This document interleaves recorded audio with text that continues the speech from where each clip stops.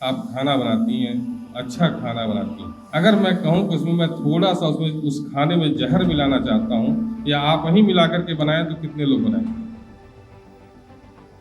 लेकिन जाने अनजाने में ऐसा हमसे हो रहा है। ये यूरिया क्यों लगाते हैं, कोई किसान भाई बता सकता है यूरिया क्यों लगाई जाती है? भाई पीला हो रहा है, मार दो यूरिया। यही चल रहा है सर, हमारे यहाँ ट्रेंड यही है। पौधा पीला लोहे तत्व की कमी से भी होता है, जिंक की भी कमी से होता है। किसान नहीं जानता है नाइट्रोजन कम है कि क्या कम है। संस्तुति 1.25 किलो बिस्सा की है, लेकिन 13 किलो, 14 किलो, 15 किलो डीएपी डालते हैं। यह कैसे सुधरेगा? तो हम लोग खाद का जो है संतुलित उपयोग करते हैं। तो मैं भी करता था, कैसे ज़्यादा आलू पैदा हो जाए, कैसे ज़्यादा गन्ना पैदा हो जाए। सर संतुलित उर्वरक पे तो बात हुई है, बट कितना सर उर्वरक का डोज होना चाहिए? यहाँ किसान है, उनको पता ही नहीं है कि 1 बीघे में कितना डाई, यूरिया और पोटास देना चाहिए। सर क्या आप बता सकते हैं? कितना भी खाद हम लोग दिए, उत्पादन बढ़ा, लेकिन हमें उत्पादन के सही दाम न मिलने की वजह से हमारी आमदनी नहीं बढ़ी। हमको खेत का ऑर्गेनिक कार्बन बढ़ाना पड़ेगा, सूक्ष्म जीवों की संख्या बढ़ानी पड़ेगी। अगर इनकी संख्या अगर बढ़ गई है तो हम जो है 1.25 किलो नहीं, 125 ग्राम में वो उत्पादन ले सकते। प्राकृतिक खेती कैसे करते हैं? ढैचा लगाते हैं, गोबर का खाद डालते हैं, सरसों की खली देते हैं खेतों में, फसल चक्र अपनाते हैं। लगातार गेहूं के बाद धान लेंगे, धान के बाद गेहूं तो नहीं होगा। खाद उतना ही दें जितना की लिमिट हो, जैसे ना कि दूसरे का देख के एक विषय में 5 किलो के बजाय 10 किलो खाद दे दिया जाए। लेकिन हम जाने अनजाने में ना चाहते हुए भी अपने हम बच्चों को जहर दे रहे हैं। हमें जैविक खेती करना है और जैविक खेती करने के पहले हमें अपने ज़मीन का, अपने मतलब जो मिट्टी का जांच है उसे पहले कराना है। जवान स्वस्थ होगा, किसान स्वस्थ होगा, तब जाके हमारा देश जो है विकसित भारत बनेगा। जो मोदी जी की सपना है 2047 में हम जो है एक विकसित भारत बनाएंगे, विश्वगुरु बनाएंगे, ये आप ही लोग बनेगा।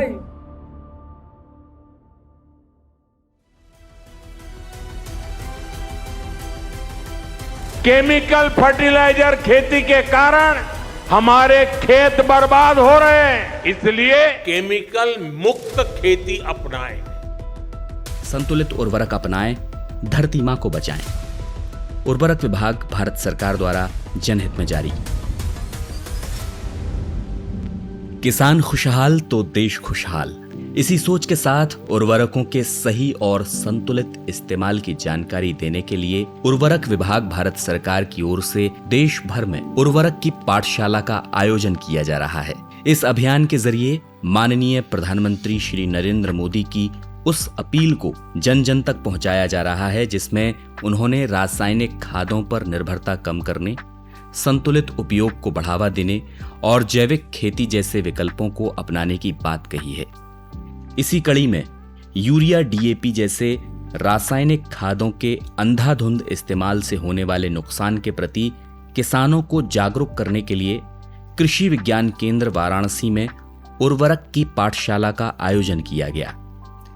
इस मौके पर मुख्य अतिथि पद्मश्री से सम्मानित प्रगतिशील किसान श्री चंद्रशेखर सिंह और अन्य कृषि वैज्ञानिकों ने किसानों को रासायनिक उर्वरकों के अंधाधुंध इस्तेमाल से होने वाले गंभीर नुकसानों के प्रति जागरूक किया। साथ ही उर्वरकों के संतुलित उपयोग, सही मात्रा और सही समय के बारे में विस्तार से जानकारी दी। मैं आपसे बताऊं कि देखिए, इतनी महिलाएं बैठी हैं, मैं एक प्रश्न पूछना चाहता हूं आपसे कि आप अपने परिवार के सदस्यों को ऊर्जा प्रदान करने के लिए आप खाना बनाती हैं, अच्छा खाना बनाती हैं, जिससे ऊर्जावान रहें, दिन भर काम करें। अगर मैं कहूं कि उसमें मैं थोड़ा सा उसमें उस खाने में जहर मिलाना चाहता हूं या आप ही मिला करके बनाएं तो कितने लोग बनाएंगे? लेकिन जाने अनजाने में ऐसा हमसे हो रहा है।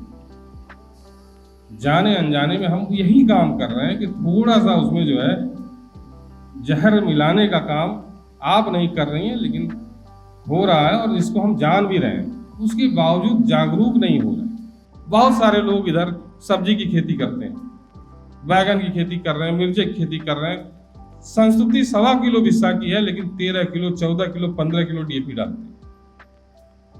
आप 13 किलो नहीं साहब, आप एक बिस्से में 13 कुंटल डीएपी डालोगे, एक समय ऐसा आएगा कि कुछ भी पैदा नहीं ले पाओगे। हमको खेत का ऑर्गेनिक कार्बन बढ़ाना पड़ेगा, सूक्ष्म जीवों की संख्या बढ़ानी पड़ेगी। अगर इनकी संख्या अगर बढ़ गई है तो हम जो है 1.25 किलो नहीं 125 ग्राम में वो उत्पादन ले सकते। इसका एक उदाहरण आपको अगर बताऊं मैं आपको, अगर समझ में आए, आपके खेत के किनारे कहीं गोबर डाल दीजिए, या कहीं आपने देखा हो पूरे खेत में वहीं खाद डालेंगे, वहीं बीज डालेंगे, पानी वहीं देंगे, लेकिन जहां वो गोबर होगा वहां की फसल की वृद्धि, वानस्पतिक वृद्धि, उसके दानों में चमक, आपने देखा है कि नहीं देखा, महसूस किया कि नहीं किया इस चीज? कहीं भी अगर किनारे पड़ा, पूरे खेत में नहीं मिला, तो वहां का एक अलग उसका पौधा ही अलग दिखता है। बहुत सारा, ये तो आपको पोषक तत्वों का बता रहा हूं। ऑर्गेनिक कार्बन है, ऑर्गेनिक कार्बन बिल्कुल जैसे आपके शरीर में खून का काम। खून क्या करता है आपके शरीर में? ऑक्सीजन ले जाता है, कार्बन डाइऑक्साइड ले आकर वापस छोड़ता है, जिसको बाहर कर निकालने का काम करता है।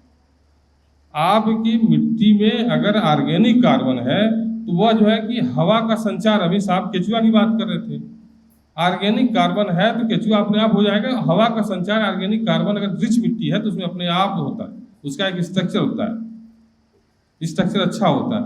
अभी हम रासायनिक उर्वरकों के ज़्यादा प्रयोग से और इस स्थिति में आ गए हैं कि हमारे स्ट्रक्चर भी थोड़े से परिवर्तित हो गए हैं, कड़ी हो गई है मिट्टी।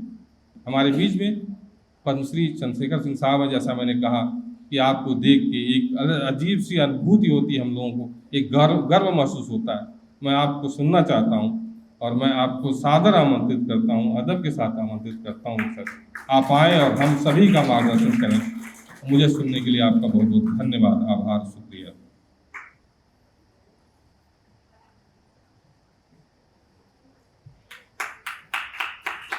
धन्यवाद डॉक्टर साहब। मैं अपनी ज़मीन पर करता हूँ, मैं चूँकि किसान हूँ और मैं जो जीवन में किया हूँ उसके विषय में मैं थोड़ा सा अपना अनुभव साझा करूँगा। जैसे मेरा जो शुरुआत रहा है आज के डेट में, जिससे हुआ कि हम लोग खाद का जो है असंतुलित उपयोग करते हैं, तो मैं भी करता था, कैसे ज़्यादा आलू पैदा हो जाए, कैसे ज़्यादा गन्ना पैदा हो जाए और कैसे धान गेहूँ ज़्यादा पैदावार हो। लेकिन मैं उसमें काफ़ी मेहनत करने के बाद भी मुझे लगा कि किसान संपन्न नहीं हो पा रहा, मैं संपन्न नहीं हो पा रहा हूँ। कितना भी खाद हम लोग दिए, उत्पादन बढ़ा, लेकिन हमें उत्पादन के सही दाम न मिलने की वजह से हमारी आमदनी नहीं बढ़ी। तो मैं इस पर एक सोच किया और इस पर मैं इस काम शुरू किया। तो मुझे लगा कि किसान जब तक कि उद्यमी नहीं बनेगा, किसान व्यापारी नहीं बनेगा, तब तक किसान की आमदनी नहीं बढ़ेगी। मैं पहला फार्मूला हमारा जो है, मैं इस पर काम किया। मैं गांव के बाज़ार में, राजा तालाब बाज़ार में, बनारस के चंदुआ सट्टी में टमाटर बो करके, प्याज बो करके, आलू बो के, ऐसा नहीं मैं छोटे घर का किसान था। मेरे पास 60-70 बीघा जमीन घर में परिवार में था, तो बढ़ गया। लेकिन मुझे लगता था कि इसका पूरा दाम हमको क्यों नहीं मिल रहा। तो मैं अपना टमाटर, अपना आलू, अपना प्याज ले जा करके बोरा बिछा करके बाज़ार में बैठ के मैं बेचा हूँ। लोगों को शर्म आएगी कि नहीं, हम पढ़े लिखे LLB करके हम रोड पर बैठ करके बेच रहे हैं। लेकिन मुझे शर्म इसलिए नहीं आया कि मुझे पेट भरना था, मुझे यह देखना था कि हमको सही दाम, हमारे मेहनत का पूरा दाम हमको मिलेगा नहीं मिलेगा। तो मैं बैठ के बात करूँ, थोड़ा सा मुझे दिक्कत हो रही है। मैंने भी सोचा कि जो हमको गेहूं का, धान का बढ़िया पैसा नहीं मिलता है, तो क्यों ना इसको हम बीज बना करके बेचें। मैं फिर जो बीज का तरीका होता है, ब्रीडर बीज ला के खेत में बोना, उसको खेत में रोगिंग करना, उसको फिर उसका उत्पादन करने के बाद फिर सफाई करना, फिर गांव में, अगल बगल ज़िले में, फिर दूसरे ज़िले के किसान हमारे आने लगे। बाद में 2001 में मैं सीड प्रोसेसिंग प्लांट लगाया और उस प्लांट का नतीजा कि आज हमारे पास 3 सीड प्रोसेसिंग प्लांट है, गांव में प्लांट है। कम से कम 10,000-15,000 कुंटल में धान गेहूँ का बीज बनाता हूँ। और सीजन में, जो सीजनल धंधा 12 महीना नहीं है, तो कम से कम सैकड़ों लोग जो है हमारे यहाँ रोजगार ही पाए हुए हैं। किसान को संपन्न कैसे बनाया जाए, एक विषय यह है। दूसरा विषय यह है कि आज जो बात हो रही है संतुलित उर्वरक की, तो आप लोगों को हमारा ही कहना है कि आप उद्यमी बनिए, खाद का संतुलित प्रयोग करिए। तीसरा मेरा ये अनुरोध है आप लोगों से, मैं पूरे देश के मंचों में जाता हूँ, कहता हूँ, आप लोग किसान हैं, खेत है आपके पास, एक एकड़ भी नहीं कर सकते हैं तो कम से कम आधा एकड़ मतलब 15 बिस्वा, जो बनारस का भाषा 15 बिस्वा है। आप लोग प्राकृतिक खेती, जहर मुक्त खेती, ऑर्गेनिक खेती, जो भी नाम दे दीजिए, ज़रूर करिए। करने से क्या होगा कि आपके बच्चे स्वस्थ रहेंगे, आपका परिवार स्वस्थ रहेगा। सबको पता है कि हर घर में कैंसर हो रहा है, हर गांव में कैंसर हो रहा है। पहले पंजाब में हम लोग सुनते थे, यह कैसे सुधरेगा? सरकार नहीं करी। सरकार कौन है? सरकार तो आप ही बनाते हैं ना, अब तो राजतंत्र है नहीं। हम वोट देते हैं, चुनते हैं, वही सरकार बनती है, मतलब सरकार हम लोग हैं। तो ये हम लोगों को करना पड़ेगा, ये एक एक व्यक्ति को करना होगा, तब जा कर के जो है बदलाव आएगा। एक बार देश के सामने भुखमरी थी, अनाज कम था, तो रासायनिक खाद कीटनाशक का प्रयोग हुआ। लेकिन जब हमको लगा कि हम इतना अनाज हो गया कि हम दूसरे देश को अनाज भेज रहे हैं, हमें अनाज की ज़रूरत नहीं है, बहुत ज़्यादा रखने की जगह नहीं है, तो आप लोग कम से कम अपने परिवार को स्वस्थ करने के लिए सोचिए, तब जा कर के जो है आपका स्वास्थ्य बचेगा। आप उद्यमी की तरह सोचिए, उद्योग लगाइए, मशरूम उत्पादन करिए, गोपालन करिए। मेरे पास इसमें 50 गाय है, गिर गाय और साहिवाल गाय मिला करके, बच्चे मिला करके 50 गाय मैं इसमें गौशाला चला रहा हूँ। घर का दूध खाता हूँ, घर का पनीर खाता हूँ, घर का जो है घी खा रहा हूँ, सब कुछ खा रहा हूँ। हमारी माता जी 97 साल की हैं, विश्वास नहीं करेंगे, न चश्मा लगाती हैं, न जो है कान की मशीन लगाती हैं, पूरा सुनती हैं, पूरा देखती हैं, अपने से उनका जो नित्य क्रिया है, नहाना धोना सब कर लेती हैं। उसका एक ही नतीजा है कि मैं 7 बीघा में 16 साल से प्राकृतिक खेती कर रहा हूँ। प्राकृतिक खेती कैसे करते हैं? ढैचा लगाते हैं, गोबर का खाद डालते हैं, सरसों की खली देते हैं खेतों में, फसल चक्र अपनाते हैं। लगातार गेहूं के बाद धान लेंगे, धान के बाद गेहूं तो नहीं होगा, आप धान लेने के बाद मटर बो लीजिए, गेहूं के बाद अरहर बो लीजिए, फसल चक्र अपनाइए और सरसों की खली डालिए, उसमें हरी खाद के लिए जो ढैचा सही लगाइए, गोबर की खाद डालिए। हमारे पास बहुत गोबर हो गया है, गोमूत्र गोबर से ज़्यादा काम करता। यह करना पड़ेगा आपको। आप स्वस्थ रहेंगे, आपके बच्चे स्वस्थ रहेंगे, देश स्वस्थ होगा, यहाँ जवान स्वस्थ होगा, किसान स्वस्थ होगा, तब जाके हमारा देश जो है विकसित भारत बनेगा। जो मोदी जी की सपना है 2047 में हम जो है एक विकसित भारत बनाएंगे, विश्वगुरु बनाएंगे, ये आप ही लोग बनेगा। इसी शब्दों के साथ मैं अपनी बारी समाप्त करता हूँ। जय हिंद, जय भारत, धन्यवाद। उर्वरक की पाठशाला में शामिल होने आए किसानों में बड़ी संख्या महिला और युवा किसानों की रही।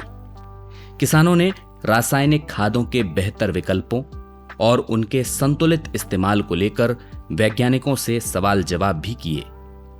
तो ये यूरिया क्यों लगाते हैं? कोई किसान भाई बता सकता है यूरिया क्यों लगाई जाती है? यूरिया का मेन वर्क होता है नाइट्रोजन की सप्लाई, जो कि प्लांट के मेन स्ट्रक्चर, जैसे हमारा जो प्लांट होता है उसकी लीफ बनाना, उसका जो बॉडी स्टेम होता है उसको बनाने के लिए मेनली जो नाइट्रोजन होता है प्रोटीन सिंथेसिस से आदि चीज़ों में यूज होता है। इसलिए इसकी जो डिफिशियंसी होती है, आप देखेंगे कि जो प्लांट होता है वो येलोइंग मतलब पीलापन में आने लगता है। उसी को किसान देखकर भाई पीला हो रहा है, मार दो यूरिया, यही चल रहा है सर, हमारे यहाँ ट्रेंड यही है। लेकिन ये किसान नहीं देखता कि जो पीलापन है वो नाइट्रोजन की वजह से ही है या अदर किसी चीज़ से है। बिल्कुल, आपने मेरे आधी समस्या या आधी बात तो आपने ही बता दी। मैं इसके बाद यही कहने वाला था, पौधा पीला लोहे तत्व की कमी से भी होता है, जिंक की भी कमी से होता है। किसान नहीं जानता है नाइट्रोजन कम है कि क्या कम है। उसके लिए ये कृषि विज्ञान केंद्र की स्थापना की गई है। आपको कोई समस्या है, यहाँ पे आए, अपना पौधा लेके आए, या क्षेत्र में कोई नया कीड़ा दिख रहा है उसकी फोटो लेके आए, साहब को दिखाएं, फिर वो बताएंगे। जो यही संतुलित उर्वरक है। यूरिया का काम होता है मोटे तौर पे पौधे की वानस्पतिक वृद्धि करना, और उसकी आवश्यकता शुरू में नहीं है, उसकी आवश्यकता बीच में है। या कई बार मैं देखता हूं धान में विशेष तौर पे जब दाना बन जाएगा तब भी यूरिया किसान भाई हमारे लगा देते हैं। वो वजह यह है कि पड़ोसी ने लगाई यूरिया, आप भी एक बोरा लाए और आपने अपने खेत में एक बोरा यूरिया लगा दिया। ये कर रहे हैं सर कि हमारा धान का बीज जो है नीचे से जड़ से सूख जा रहा है और ऊपर से जल जा रहा है, बैठ रहा है बहुत तेज। उसके लिए कोई दवा उपचार हो तो बताइए। ऐसा है कि देखिए अभी क्या है ना कि तापमान बहुत ज़्यादा बढ़ा है, जो धूप हो रही है, और अभी बहुत सारे लोग जैसे जो लोग पहले की नर्सरी लगा लिए हैं, तो बहुत सारे लोगों से जैसे अभी हम सलाह दे रहे हैं कि अभी 10 दिन रुक जाइए, 1 हफ्ता रुकिए, इसके बाद नर्सरी डालिए, क्योंकि इतने टेम्परेचर में नर्सरी का चलना बड़ा कठिन है। दूसरी चीज़ ये है कि जब आप पानी के उसमें दे रहे हैं तो आप शाम को पानी दें या रात मतलब शाम 6, 7, 8 बजे पानी दें। दिन में आपके खेत में पानी नहीं रहना चाहिए। अगर पानी है तो उसका ड्रेन कर दीजिए, क्योंकि पानी रहेगा तो दिक्कत होगी। आप जो है सूखा देख करके दिन में किसी समय पानी चला रहे हैं तो गलत है। अगर आप शाम को देंगे तो सही रहेगी नर्सरी। आप ठीक, कोई दवा डालने की जरूरत नहीं है। थोड़ा बहुत अगर आपको सड़ी गोबर की खाद वगैरह मिल रही है तो उसको थोड़ा डाल देंगे तो मिट्टी का टेम्परेचर थोड़ा डाउन रहेगा। मंचन सीन को मेरा सादर प्रणाम। मैं ऋषभ पटेल, मेहदीगंज मड़ी, राजला, वाराणसी से। सर, जैसे कि उर्वरक की पाठशाला में हमें ये सिखाया गया है कि जो संतुलित और जो हमारे जैविक हैं उनके बारे में। सर, एक फर्टिलाइजर आप ही लोग का है, एक आता है पोटाश सॉल्युबलाइजिंग बैक्टीरिया और एक आता है फास्फोरस सॉल्युबलाइजिंग बैक्टीरिया। मुझे सर इसका एप्लीकेशन जानना है कि ये किस तरीके से हम इसको अप्लाई करें ताकि हमारा जो है कि फर्टिलाइजर का जो ये केमिकल फर्टिलाइजर है ये कम हो और हमारा जो डिपेंडेंसी है जो हमारा सॉइल का फर्टिलाइजर और उसमें जो सॉइल द्वारा बनाया जाता है वो ज़्यादा से ज़्यादा हो, ताकि हमारा जो इनकम कास्ट ऑफ कल्टीवेशन हो वो घट सके। मैं इसके बारे में जानना चाहता हूँ जो हमारा केएसपी है और पीएसपी, इसका एप्लीकेशन कैसे किया जाए। देखिए, ऐसा है कि जैसे हम डीएपी, बैठ जाइए आप, डीएपी जब अपने खेतों में देते हैं तो जो फास्फेटिक फर्टिलाइजर होते हैं उसका जो है कि नेचर होता है कि ये अचलायमान होते हैं और घुलनशील होते हैं। आपके खेत में यदि पौधे की जड़ उस खाद तक है तो उस पौधा जो है उसको उपयोग कर लेता है, लेकिन पौधे की जड़ से अगर थोड़ी दूरी है तो वो जो है कि उसका उपयोग करना पौधे के लिए संभव नहीं होगा। अब उसके लिए जो है कि मिट्टी के अंदर आपकी जो है कि एक बैक्टीरिया पाया जाता है जिसका वो नाम ले रहे थे फास्फेट सॉल्युबलाइजिंग बैक्टीरिया। ये कई तरीके के बैक्टीरिया होते हैं, बैसिलस हो सकते हैं या और भी बैसिलस की स्पेसीज होती हैं, जो कि जो वो फास्फोरस जो अघुलनशील अवस्था में है उसको घुलनशील अवस्था में परिवर्तित कर देते हैं, जिसके कारण आपकी मिट्टी में जो फास्फेट पड़ा है वो पौधे को मिलना शुरू हो जाता है। ये पहली चीज़ हो गई। दूसरी बात ये है कि देखिए, जब हम इस तरीके के कल्चर की बात करते हैं या ऑर्गेनिक जो कल्चर से इन कल्चरों की बात करते हैं, बैक्टीरिया सूक्ष्मजीवों की बात करते हैं, जैसा हमने पहले ही कहा कि अगर आपकी मिट्टी में ऑर्गेनिक कार्बन नहीं है तो इन कल्चरों को डाल देने से भी बहुत फायदा नहीं होना है, इसलिए कि ये जो बैक्टीरिया की ग्रोथ बहुत दिन तक नहीं रहने वाली है। अगर आप देखते हैं जैसे आपके दूध में जामन पड़ता है, जामन ऑलरेडी जो होता है उसमें बहुत सारा जो है कि लैक्टोबैसिलस बैक्टीरिया होते हैं। थोड़ा सा जामन पूरे दूध को दही में बदल देता है। उसी तरीके से मिट्टी में अगर थोड़ा भी रहे सूक्ष्मजीव तो ये अगर ऑर्गेनिक कार्बन है तो आपकी मिट्टी में फिर अपने आप इतनी ज़्यादा संख्या में इनकी बढ़ जाएगी कि दोबारा आपको डालने की जरूरत नहीं पड़ेगी। लेकिन अगर आपकी मिट्टी में अगर ऑर्गेनिक कार्बन नहीं है तो आपको बार बार प्रयोग करना पड़ेगा और ये कंडीशन भी होगी कि इसका लाभ उतना नहीं मिलेगा जितना मिलना चाहिए। तो ये हो गई। और दूसरी चीज़ आपने तीसरी चीज़ एक चीज़ पूछी है मुझसे कि जो है कि आप किस तरीके से प्रयोग करें।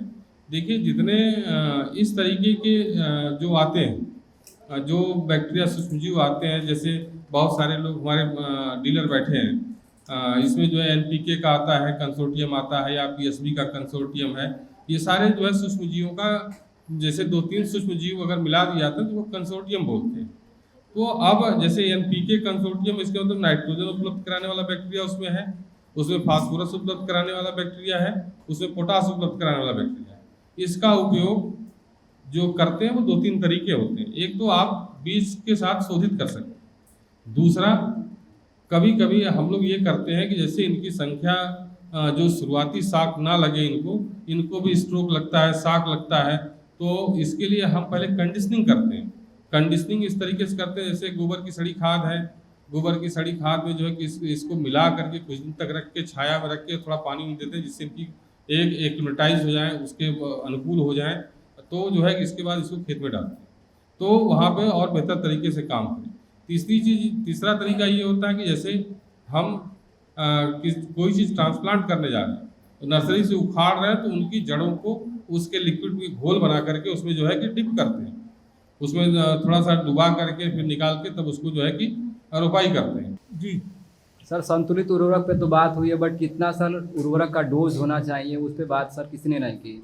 यहाँ किसान है उनको पता ही नहीं है कि 1 बीघे में कितना डाई, यूरिया और पोटास देना चाहिए। सर, क्या आप बता सकते हैं? गेहूँ और धान के लिए सर बस बता देते, सही है। देखिए, ऐसा है कि इस पे थोड़ा सा मैं आप सभी लोगों को जानकारी दे दूँ कि अभी जैसे हमारी धान की फसल है, इसमें जो गवर्नमेंट की रिकमेंडेशन मतलब जो सरकारी एक रिकमेंडेशन थी वो 120 60 40 120 नाइट्रोजन 60 फास्फोरस और 40 पोटास।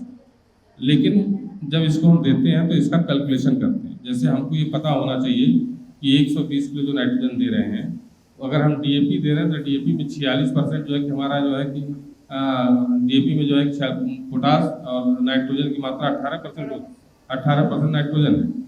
तो अब ऐसी स्थिति में उसका कैलकुलेट करते हैं। लेकिन अगर इनको कैलकुलेट करें तो 213 किलो यूरिया आता है, 132 किलो पोटास आता है 4 बीघे में। 4 बीघे में अगर लिखना चाहें तो लिख लें 213 kilo urea, 132 kilo potash, 67 kilo muriate of potash आता है। अब इसको 4 भाग में डिवाइड कर सकते हैं। देने का तरीका भी है, जैसे कि डीएपी आप आधी नाइट्रोजन और फास्फोरस जो है कि उस समय देते हैं जब बुआई करते हैं, उसके बाद जो टॉप ड्रेसिंग 2 से 3 बार करते हैं, तो इस तरीके से बांट देते हैं। लेकिन आपकी जानकारी के लिए भी बता दूं, अभी हमने प्रिंट नहीं कराया है, अभी मात्र 5 दिन पहले रिकमेंडेशन ये पूरे देश की बदल गई है। अब जो है कि धान में रिकमेंडेशन जो अभी आई है वह जो है कि 80 और जो है कि 80 40 और 22 की है। तो ये हर स्टेट हर जिले के लिए अलग अलग रिकमेंडेशन आई है। कार्यक्रम में मौजूद महिला किसानों और ड्रोन दीदियों ने रासायनिक खाद से होने वाले नुकसान, संतुलित उर्वरकों के उपयोग से होने वाले लाभ और इस पाठशाला से सीखी हर बात को गांव के बाकी किसानों तक पहुंचाने का संकल्प लिया। और मेरा नाम उर्मिला देवी है। मैं ब्लॉक काशी विद्यापीठ ब्लॉक बिशुनपुर ग्राम पंचायत से आई हुई हूँ और मैं ड्रोन दीदी के पद पर कार्य करती हूँ और ड्रोन के माध्यम से मैं किसान भाइयों का हेल्प करती हूँ।